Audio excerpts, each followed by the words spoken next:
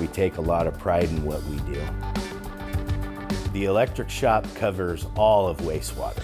So out of this location here, we cover everything from Oceanside to Southeast Plant and all the pump stations, including Treasure Island and Yerba Buena.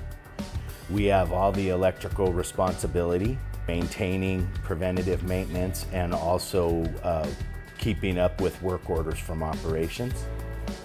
I would say one of the things, fortunately for me, is the staff is incredibly motivated. I think the electricians here know what to do, how to do the job safely, and it makes my job incredibly easy.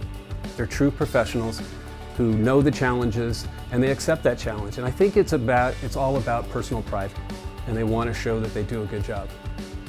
From our maintenance group to our electrical groups to our INC to our facilities groups, dedication to the people who, after a long 5-day week and they're going home and they're crossing the Bay Bridge and they get a call that there's a problem on it with a pump station on Treasure Island, and they return to work. They turn around and get back in westbound traffic and return to the plant to take care of business and get this equipment back up in line. And I can't tell you how much that means to me as a boss and to the citizens of the city and county of San Francisco.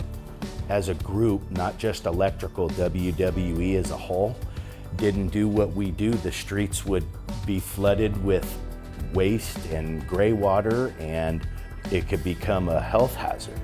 We take a lot of pride in what we do, and we do the jobs right, and you leave walking away fulfilled that you've done the city a service.